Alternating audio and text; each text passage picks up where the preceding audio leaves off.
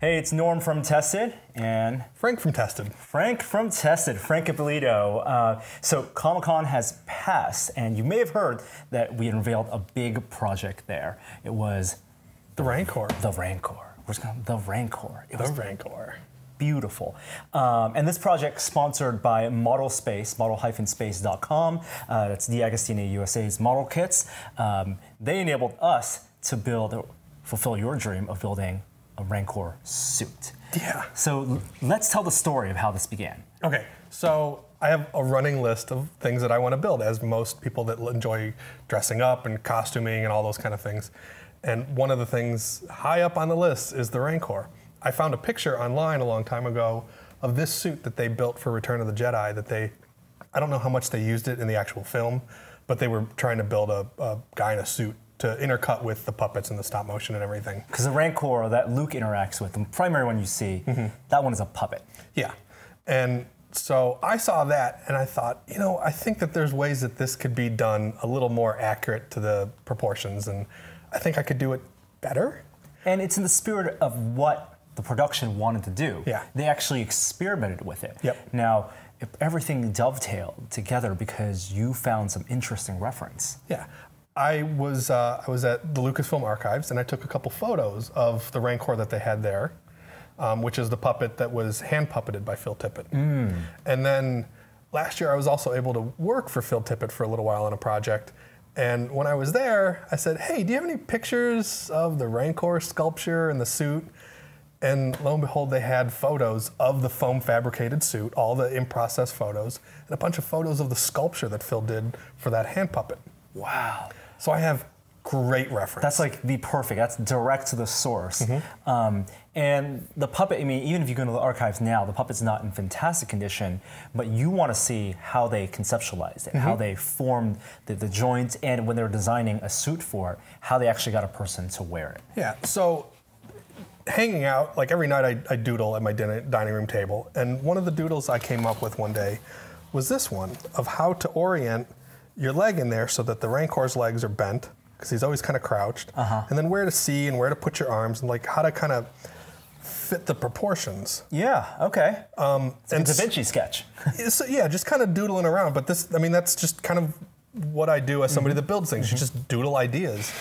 And then we got the sponsorship. We were able to build this project. We were able to build it. So step one, you needed to sculpt. You need to turn this 2D sketch into a 3D concept. Yeah, and just like with the Zoidberg project, I want to start on a maquette.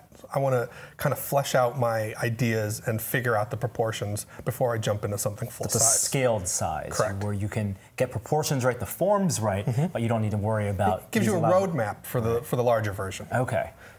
We may deviate from that roadmap, but at least it gives us a path to start on.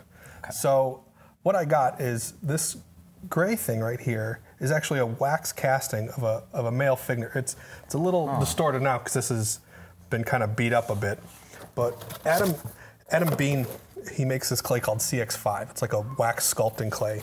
And one of the things that he started making were these figures of like human proportions. These are 1/8 scale, and you can you put these in hot water, and then you can pose them whatever way you want. What is this? This material is a wax? It's a wax. Yeah, it's a sculpting wax. The sculpting wax. It's what people use to sculpt toys or maquettes or small scale things like places like Sideshow or Pop Culture Shock Toys, or toy companies use this kind of wax to sculpt their little figures. But this isn't hand sculpted, this is a cast. This is hand sculpted, but he made a mold and then he cast these, and so it gives you a place to start. So if you want to sculpt an action figure, you don't have to worry, you have to do the proportions. You already have your armature right there. And so I took that and use that for my basis of an armature, because it's 1/8 scale. So you can soak this in water, and then you can actually pose it. Pose it, yeah. So you pose it to how you thought. Just a little neutrally posed. Neutral pose, comfortable pose, and then using monster clay? Monster clay. Sculpted on top of that. Yeah, and then it gives 2 different colors, so you can kind of see what it is. And I only sculpted half of it, because what I'm going to do then is pass it over to Ben to make that into patternable shape. Into a suit. Yeah. Because you're obviously not sculpting out of clay a life-size Rancor that you're gonna mold and then cast, this is actually a Rancor made out of foam. It's a combination of foam and also some sculpting cast foam material. fabrication and sculpting. Wow. But I wanted to take a page out of what Phil Tippett and his crew did back in the day. They foam fabricated that thing, and that makes a ton of sense to foam fabricate that body. Then you don't have giant molds to deal with and giant castings. I look at this sculpt and this maquette, and the maquette is basically a series of forms, right? You know how bulbous it needs to go from like the back to the tail. You know how bulbous it needs to go in the chest. There's no head on this sculpt, and that's because the foam part won't include the head. No, I'm gonna sculpt the head. Sculpt the head separately, and that's going to be a more intricate, detailed sculpt that you will use your traditional molding and casting process on. How long did this sculpture take? I spent about half a day just kind of roughing out those forms because I knew I was going to pass it over to Ben, and he was going to tweak it a little bit to make it so that it's easy for him to pattern. Fantastic. So we're going to go for a quick commercial break from our sponsors and then come back and I'm going to chat with Ben and learn how he took your maquette and then designed a foam suit out of it. Yep. Be right back.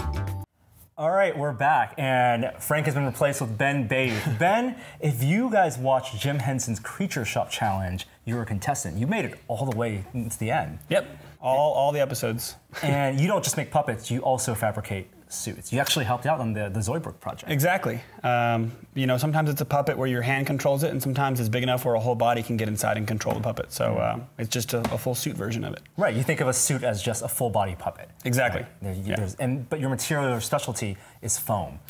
Exactly. Foam is a great material. There's all kinds of different kinds of foam that are for mattresses or for upholstery, but when you repurpose them for things like this, you can really find some really fun ways to create some creature suits that are lightweight and very durable and to great effect. Great. So when Frank finished his maquette, you took this and you saw this, and how did you then design what the foam would be around this?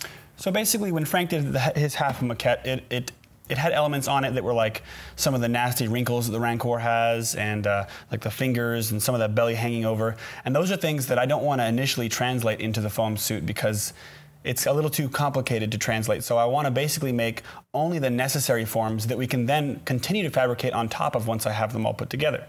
So by taking his sculpture, which originally had this arm on it somewhere here, and kind of shaving it down to the raw forms and the shapes that make it all happen, I can then figure out where I want all my foam pieces to come together. And that's called patterning. So it's like designing any type of dress or costume. You're thinking of it as like a skin. Exactly. So the difference here is that when you're patterning for fabrics, you don't have to think about the third dimension, which is how thick things are necessarily. Right. So you go, okay, I'm going to pattern this, and I'm just going to stitch it together. But with foam, it's actual. There's a thickness to it, So on some areas, you have to cut it at a specific bevel so it recreates a bend or a shape or whatever it is, and that's very important when doing all these kinds of patterns. And so I noticed, for example, the neckline where the neck connects to that shoulder.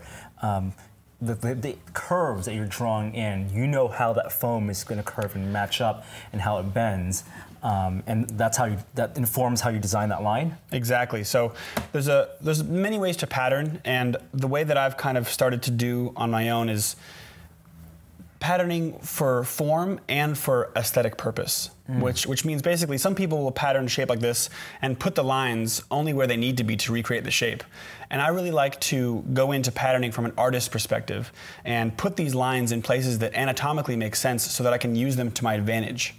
And so what that allows me to do is on the legs here, I have some lines that kind of wrap around just like the muscles to work on your thigh. And if I put any kind of bevel on those, I can make those look like a little bit of a muscle popping out. Right. So not only am I recreating the shape that's needed, but I'm actually helping by creating a nicer form. The contours kind of match the